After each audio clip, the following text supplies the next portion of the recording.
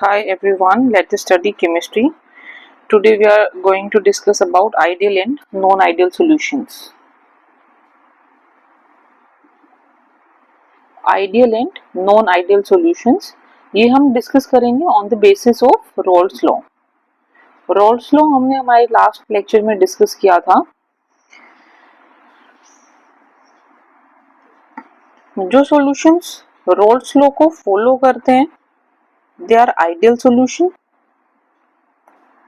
और जो इसको ओबे नहीं करते they are non ideal solutions.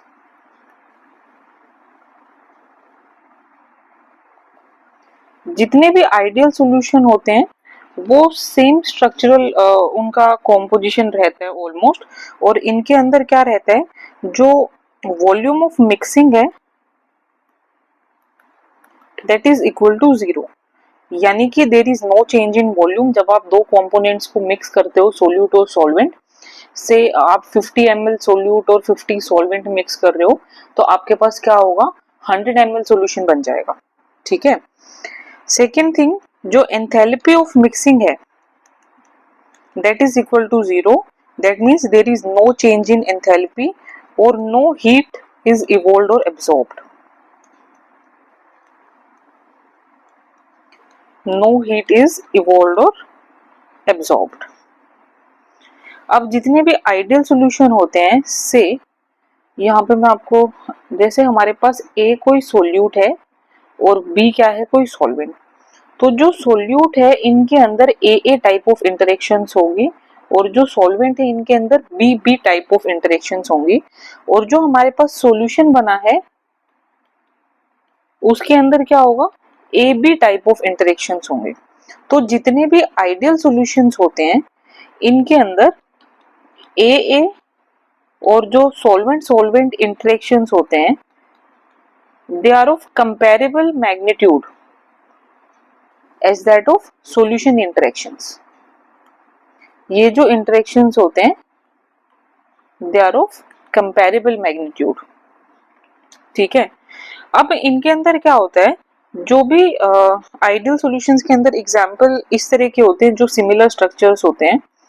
जैसे कि आप देखोगे बेंजीन एंड टोलीन.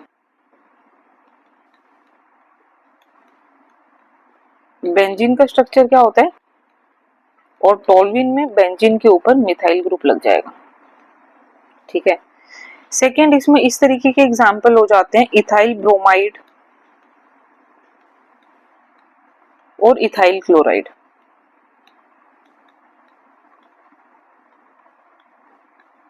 इथाइल ब्रोमाइड में क्या रहता है, ब्रोमीन लग जाता है ये कार्बन पे, और इसके अंदर क्लोरीन, हाइड्रोजन कंप्लीट कर लेना आप. अब इसी में जैसे कि क्लोरोबेंजीन, ब्रोमोबेंजीन, बेंजीन के ऊपर क्लोरो ब्रोमो, बाकी सारे स्ट्रक्चर सेम है, खाली एक सब्स्टिट्यूएंट डिफरेंट है. अब सिमिलर तरीके से हम बात करते हैं non ideal solutions. Non ideal solutions कौन से होते हैं, which doesn't obey Raoult's law.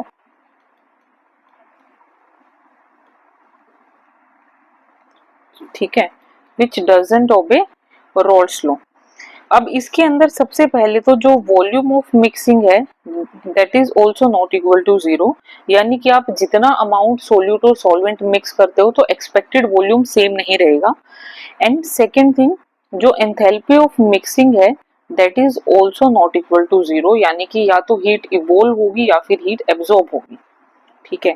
तो जितने भी आइडियल सॉल्यूशंस होते हैं दे आर हाइपोथेटिकल. एक्चुअली जो सॉल्यूशंस होते हैं they are non ideal. Okay. Very dilute solutions behave as ideal solutions, जहाँ पे सोल्यूट की जो कंसंट्रेशन होती है वो बहुत कम होती है. अब जो नॉन आइडियल सॉल्यूशंस हैं वो दो तरीके के होते हैं. ये जितने भी सॉल्यूशंस हैं ये आइडियल बिहेवियर से डेविएट करते हैं. ये आइडियल बिहेवियर से डेविएट करते हैं. सो ऐसे सॉल्यूशन जो पॉजिटिव डेविएशन शो करते हैं from ideal behaviour, or you can say from ideal solutions, and which are showing negative deviations. and which are showing negative deviations. देखो अभी इससे पहले मैं एक बार आपको रॉल्स लॉ रिकॉल करवा देती हूँ. रॉल्स लॉ के अंदर क्या था कि जो टोटल प्रेशर है that is sum of partial pressure of two components A and B. ठीक है, that is sum of partial pressure of two components A and B. और जो पार्शियल प्रेशर जो था that was equal to suppose we are discussing about a component, so that was equal to partial pressure of pure component A multiplied by the mole fraction of A and partial pressure of B component multiplied by the mole fraction of B. तो ये हमारा Rolle's law था which was for ideal solutions. Which was for ideal solutions. If you are discussing about non-ideal solutions, then I have already explained that there are two kind of non-ideal solutions which show deviations from ideal behavior. One is that show positive deviation from ideal solution, and the another is that show negative deviations from ideal behavior. ठीक है, तो अब इसके अंदर देखो सबसे पहले जो पॉजिटिव डेविएशन वाला है उसको हम कैसे एक्सप्लेन करेंगे. इसके अंदर देखो अभी मैंने आपको बताया था कि जो आइडियल में तो क्या होता है A B type of interactions जो होते हैं they are of comparable magnitude as of A and B B type of interactions. जब आप इनको मिक्स करोगे ये बन जाएगा सॉल्यूशन जहां पे सोल्यूट और सॉल्वेंट आपस में इंटरेक्ट करते हैं. तो इसके अंदर क्या रहता है जो A B type of interactions होते हैं ना, जो A B type of interactions होते हैं they are of lower magnitude in comparison to initial solute solvent और सॉल्वेंट सॉल्वेंट इंटरेक्शंस. ठीक है, यानी कि जो हमारा जो सॉल्यूशन है that will boil at minimum temperature, minimum boiling temperature. और इसका मतलब अगर मिनिमम बॉइलिंग टेम्परेचर है तो जो वेपर प्रेशर होगा वो क्या होगा एक्सपेक्टेड से ग्रेटर होगा. वेपर प्रेशर एक्सपेक्टेड से ग्रेटर होगा और वेपर प्रेशर ग्रेटर है तो जो हम रॉल्स लॉ एक्सप्लेन करते हैं that is for vapour pressure. ठीक है, यानी कि जो एक्सपेक्टेड से ग्रेटर वेपर प्रेशर है that means they will show positive deviations from Rawls law. They will show positive deviations from Rawls law. तो इसके अंदर क्या हो जाएगा हम इस तरीके से लिख सकते हैं कि जो P टोटल है that will be greater than P not A into mole fraction of A plus P not B into mole fraction of B. Also जो हमारे पास जो इनिशियल है PA that will be greater than mole fraction of A into P not A. Similarly for partial pressure of B component. ठीक है, एक और बात इसके अंदर जो एंथैल्पी ऑफ मिक्सिंग होगा वो भी क्या होगा पॉजिटिव होगा. ठीक है, और जो वॉल्यूम ऑफ मिक्सिंग है that will also be positive. अब एंथैल्पी ऑफ मिक्सिंग पॉजिटिव है यानी कि जितने भी ऐसे रिएक्शंस हैं जो कि पॉजिटिव डेविएशन शो करते हैं फ्रॉम रॉल्स लॉ उनके अंदर जो हीट है दैट इज एब्सॉर्ब्ड. जो हीट क्या है that is absorbed on making the solution. अब जैसे कि इसके अंदर एग्जांपल मैं आपको बताती हूँ. इसके अंदर एग्जांपल आप ये कंसीडर कर सकते हैं acetone plus ethyl alcohol plus ethyl alcohol. आप देखो ये जो इथाइल एल्कोहल है C2H5OH इसके अंदर क्या होता है हाइड्रोजन बॉन्डिंग. इसके अंदर क्या होता है हाइड्रोजन बॉन्डिंग यानी कि जो हमारे इनिशियल इंटरेक्शंस हैं वो क्या है स्ट्रॉन्गर हैं. ठीक है, और जब ये दोनों मिक्स हो जाते हैं तो जो एसीटोन मॉलिक्यूल्स हैं get stuck in between alcohol molecules. और जिससे क्या होगा, जो इनके जो स्ट्रॉन्ग बॉन्डिंग है, हाइड्रोजन बॉन्डिंग, दैट ब्रेक्स। और जो फिर हमारे पास सॉल्यूशन बना है उसके अंदर जो इंटरेक्शंस होते हैं वो वीक होते हैं, और जितनी इंटरेक्शन वीक होगी, वो बॉन्ड वीक होगा, उतना ही इजीली उसको ब्रेक कर सकते हैं हम लोअर टेम्परेचर पे। और वैसे ही हमारा जो बॉइलिंग पॉइंट है वो डिक्रीज होगा। जितना कम बॉइलिंग पॉइंट है उतना ही जो हमारा सॉल्यूशन है दैट गेट्स वेपराइज्ड, और वेपर प्रेशर क्या होगा, इंक्रीज होगा। ओके अब इसके बाद नेक्स्ट जो हम डिस्कस कर रहे हैं that is non ideal solution showing negative deviations. That is non ideal solutions showing negative deviations.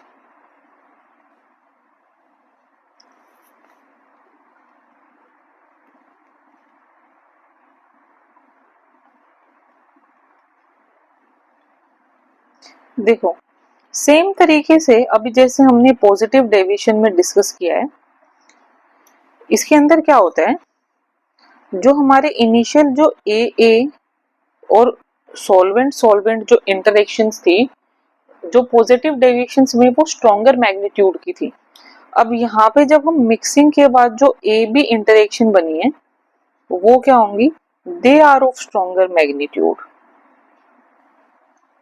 In comparison to A और बी। और जितना ज्यादा इनकी इंटरेक्शन स्ट्रॉन्ग होंगी, जो ए बी बॉन्ड है वो स्ट्रॉन्ग होगा, और जितना ज्यादा ए बी बॉन्ड स्ट्रॉन्ग है उतना ही ज्यादा क्या होगा, boiling point will be less.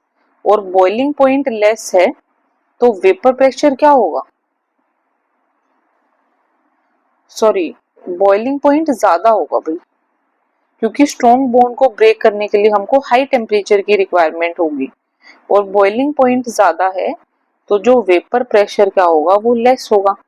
यानी कि सॉल्यूशंस के लिए जो प्रेशर है that is less than the expected one.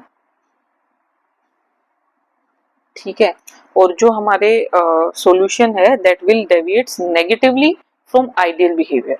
ठीक है, अब सिमिलर तरीके से इनके अंदर जो एंथैल्पी ऑफ मिक्सिंग है वो नेगेटिव होगी, और जो वॉल्यूम ऑफ मिक्सिंग है वो भी क्या होगा, नेगेटिव होगा।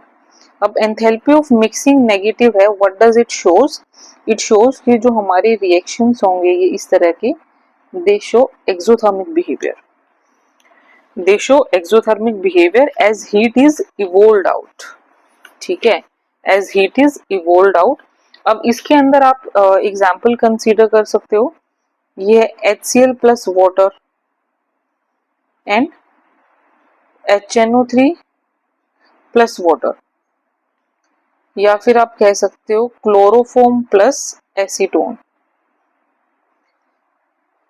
तो अब जैसे क्लोरोफॉर्म का ये स्ट्रक्चर हो गया, तो जो इनिशियल जो बॉन्डिंग है वो इतनी स्ट्रॉन्ग नहीं होगी जितना जो सॉल्यूशन जो फॉर्म हुआ है उनके बीच में जो बॉन्ड जो बनेगा that will be the strong bond. And what does strong bond implies, it implies greater boiling point। ठीक है, it implies greater boiling point।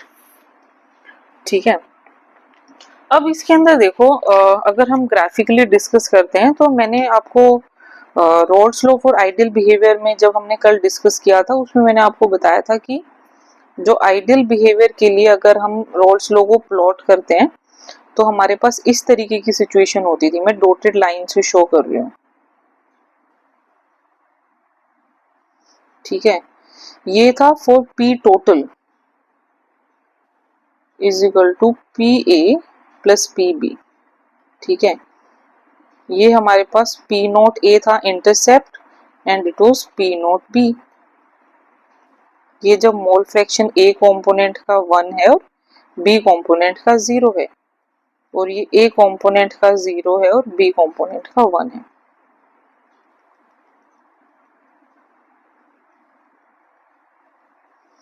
ठीक है, this was for P B and this was for P A. ठीक है, ये किसके लिए था, for Raoult's law that shows ideal behaviour. इसमें जो P टोटल होता है वो क्या होता है, P naught A into mole fraction of A plus P naught B into mole fraction of B। अब देखो पॉजिटिव डेविएशन के लिए क्या होगा, जो P टोटल है, जो हमारा वेपर प्रेशर है, वो ग्रेटर है एक्सपेक्टेड से, तो वो इस तरीके से ग्रेटर हो जाएगा।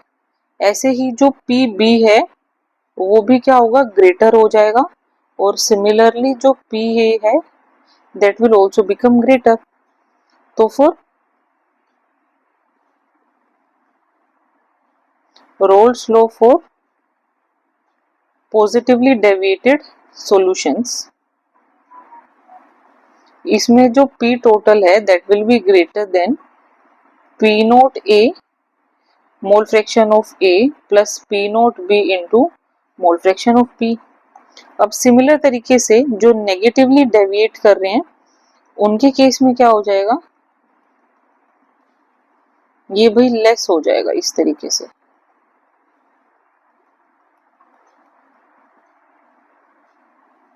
मैं इसको ड्रॉ ही कर रही हूँ भाई ग्रीन लाइन से ना, ताकि थोड़ा क्लियर हो जाए।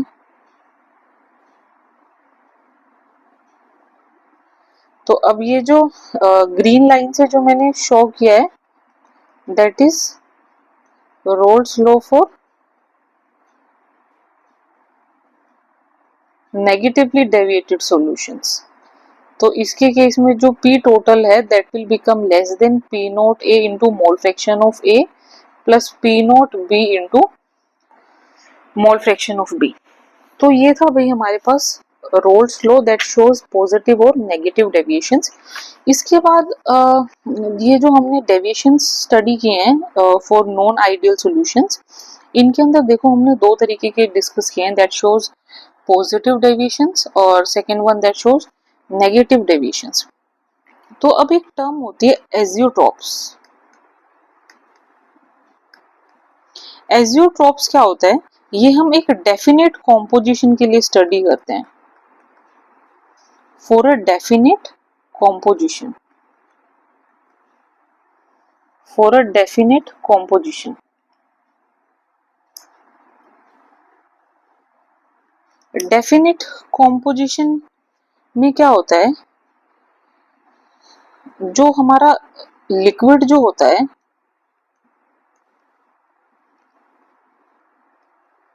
That boils like a pure liquid,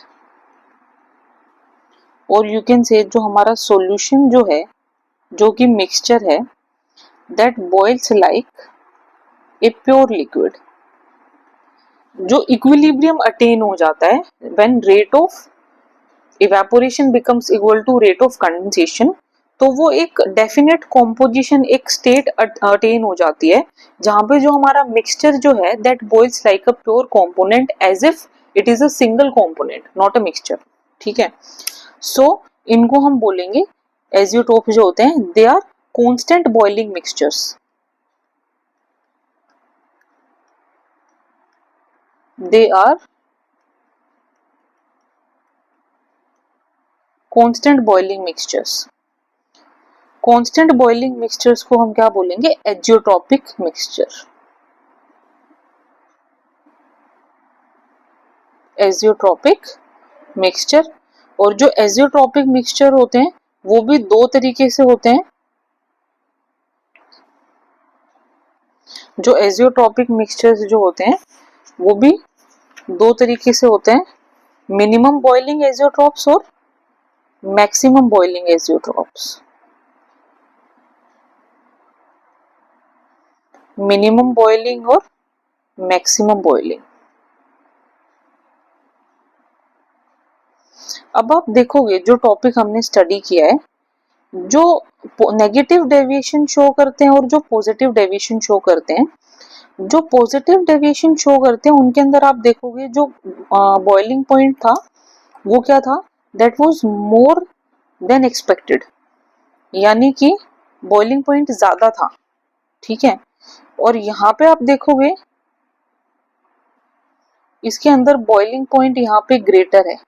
ठीक है, जो नेगेटिव डेविएशन शो कर रहे हैं सॉरी, उनके अंदर बॉइलिंग पॉइंट ज्यादा है, और जो पॉजिटिव डेविएशन शो कर रहे हैं उनके अंदर क्या था, मिनिमम बॉइलिंग टेम्परेचर था।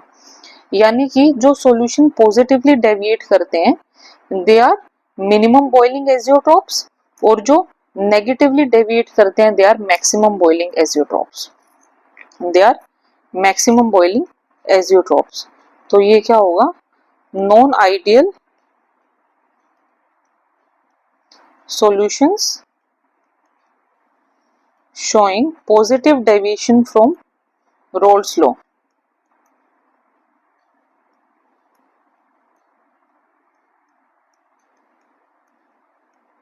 और इसके अंदर क्या होगा, non ideal solution showing negative deviations.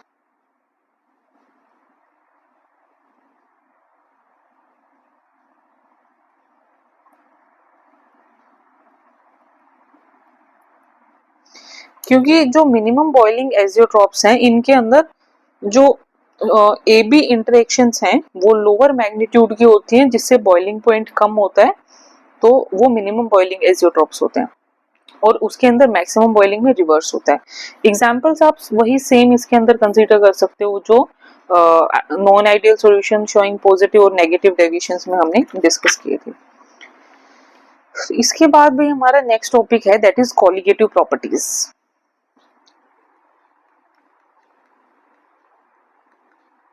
That is colligative properties.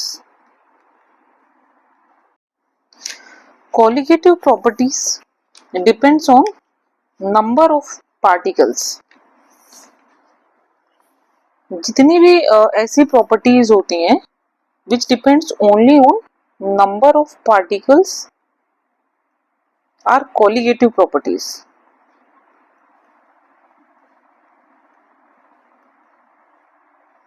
are colligative properties। For example,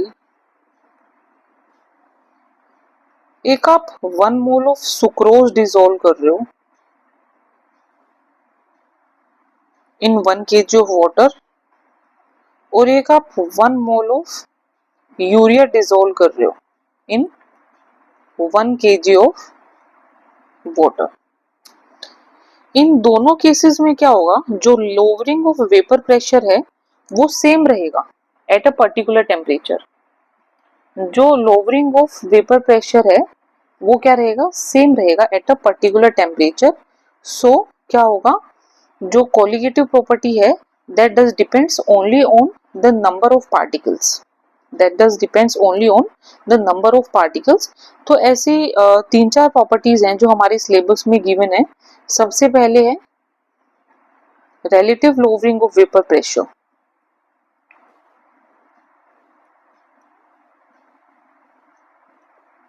relative lowering of vapor pressure, osmotic pressure,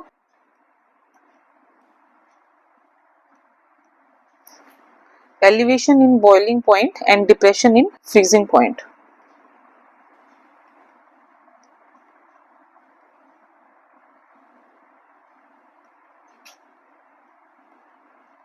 इसमें सबसे पहले हम पहले वाली प्रॉपर्टी स्टडी करेंगे, वो हम पहले भी पढ़ चुके हैं एक्चुअली जब हमने रोल्स लॉ स्टडी किया था। तो सबसे पहले हम ये वाली प्रॉपर्टी स्टडी करेंगे that is relative lowering in vapor pressure।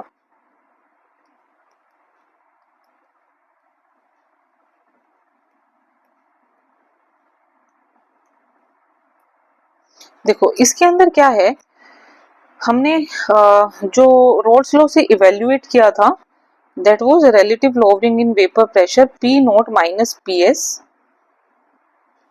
by P not is equal to mole fraction for solute। और जो मोल फ्रैक्शन ऑफ सोल्यूट था that was N2 divided by N1 plus N2 where N2 is the number of moles of solute and N1 is the number of moles of solvent।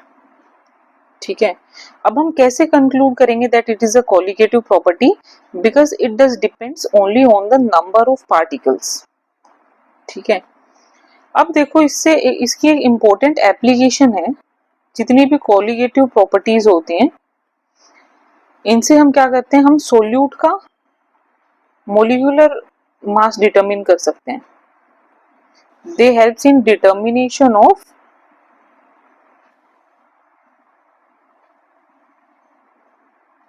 Molecular mass of solutes. अब देखो इससे हम कैसे help लेते हैं. ये है भाई P naught minus P S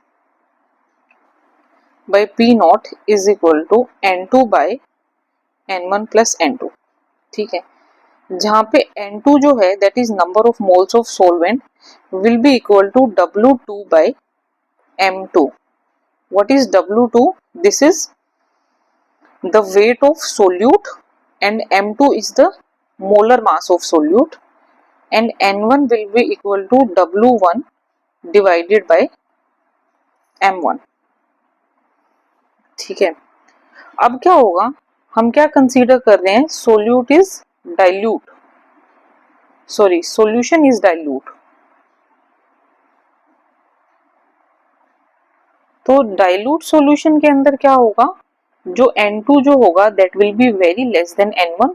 तो जो हमारा एक्सप्रेशन है वो क्या हो जाएगा, P naught minus P S divided by P naught is equal to N2 by N1. और N2 क्या है, that is equal to W2 by M2 और ये चीज क्या है, W1 डिवाइडेड बाई M1. तो यहाँ से क्या होगा, ये टर्म बन जाएगा P naught minus P S divided by P naught is equal to W2 by M2 into M1 by W1. तो यहाँ से हम क्या कर सकते हैं, जो M2 जो है, बाकी सारी चीजें अगर हमारे पास नोन है तो जो M2 है that is the molecular mass of solute. अगर हमारे पास अननोन सोल्यूट है तो वो हम डिटरमिन कर सकते हैं. बट ये जो हमने कैलकुलेशन की है that is only if the solution is dilute, that is only if the solution is dilute. अगर हम हर तरीके का सॉल्यूशन कंसीडर करना चाह रहे हैं तो उसके केस में क्या होगा, for all the solutions whether the solution is dilute or concentrated, whether the solution is dilute or concentrated, हम क्या करेंगे, इस फॉर्मूला को हम अलग तरीके से लिख देंगे. ये चीज क्या हो जाएगी, N2 divided by N1 plus N2 taking reciprocal. ये चीज क्या हो जाएगी, P naught divided by P naught minus P S is equal to N1 plus N2 divided by N2 और ये हो जाएगा 1 प्लस N1 बाई N2. अब इस 1 को इधर ले आओ, सब्ट्रैक्ट हो जाएगा ये यहाँ के P naught minus P S से, minus 1 is equal to N1 by N2. तो ये हो जाएगा P naught plus P S divided by P naught minus P S is equal to N1 by N2. तो ये चीज बच जाएगी P S divided by P naught minus P S is equal to N1 by N2. और इसको हम ये भी लिख सकते हैं, दोबारा से रेसिप्रोकल ले लो इसका, P naught minus P S divided by P S is equal to N1 by sorry N2 by N1. ठीक है, अब N2 बाई N1 सिमिलर तरीके से इसको हम लिख सकते हैं W2 बाई M2 और ये चीज हो जाएगी M1 बाई W1. तो यहाँ से हम क्या कर सकते हैं, M2 को डिटरमिन कर सकते हैं. This is valid for all the solutions, dilute as well as concentrated.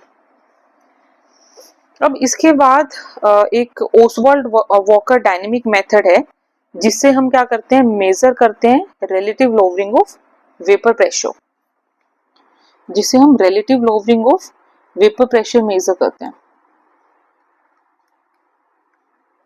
Oswald walker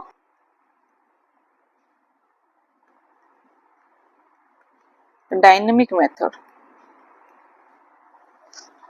or you can say transpiration method that is used for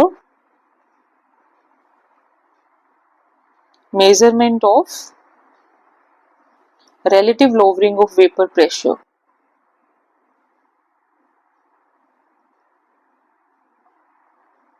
That is used for measurement of relative lowering of vapor pressure. इसमें हम क्या assume करते हैं, हम दो bulb assume करते हैं.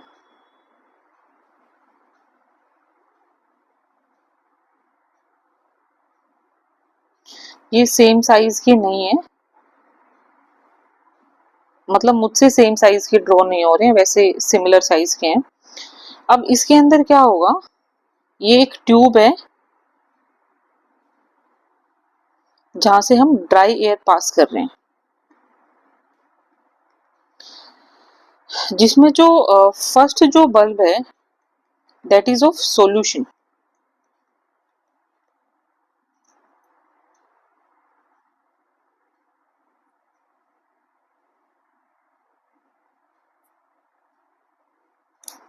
That is of solution. और जो सेकेंड बल्ब है दैट इज ऑफ सॉल्वेंट.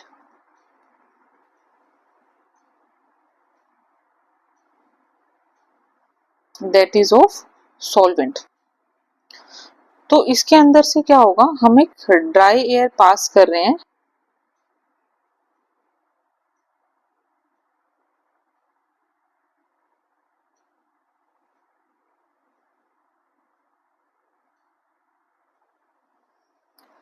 जो सॉल्यूशन का जो बल्ब है.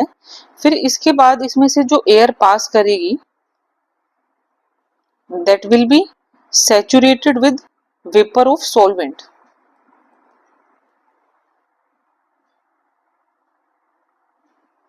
Air is saturated with solvent vapour. ठीक है. इसके बाद जो लास्ट बल्ब से जो एयर पास करेगी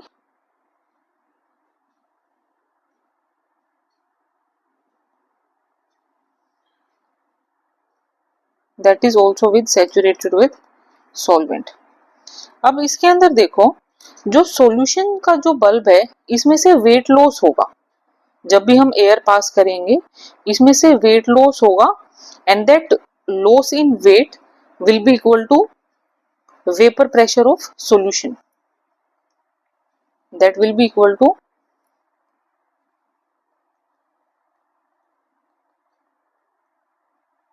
loss in weight of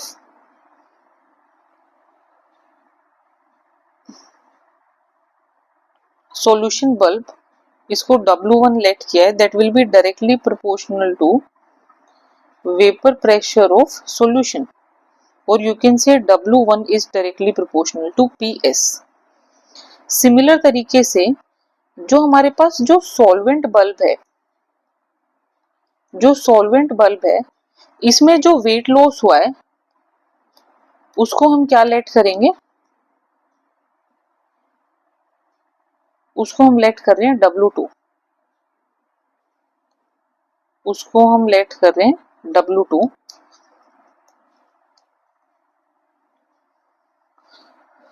तो जो loss in weight of solvent bulb जिसको हमने W2 लेट किया है that will be directly proportional to vapour pressure of solvent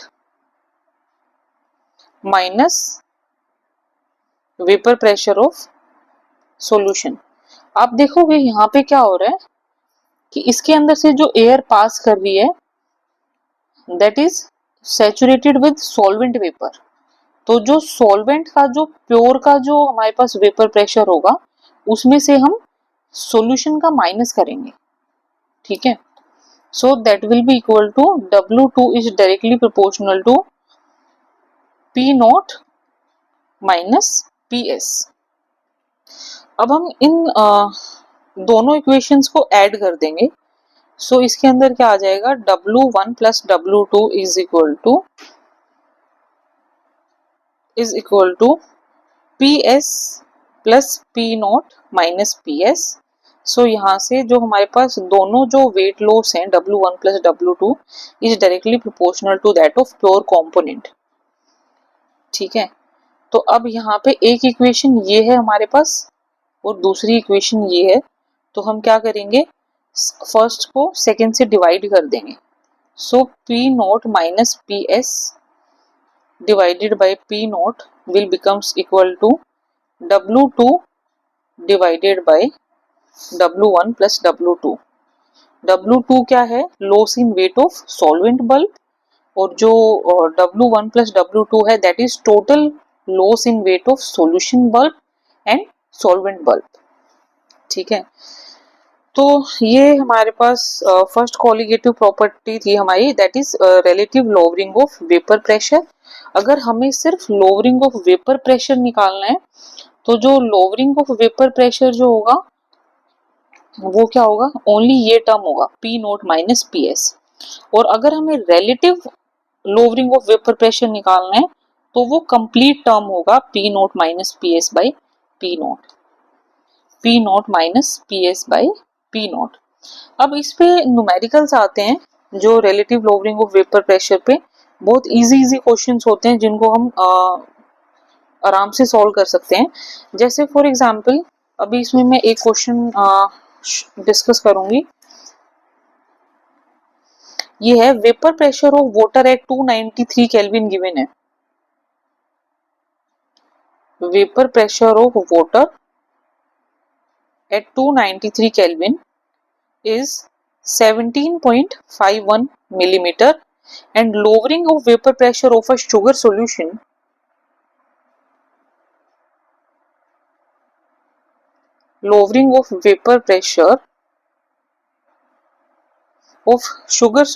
is 0.0614 millimeter। अब हमें कैलकुलेट करना है सबसे पहले तो relative lowering of vapor pressure,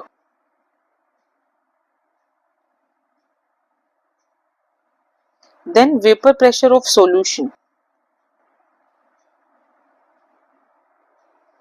and last one mole fraction of water।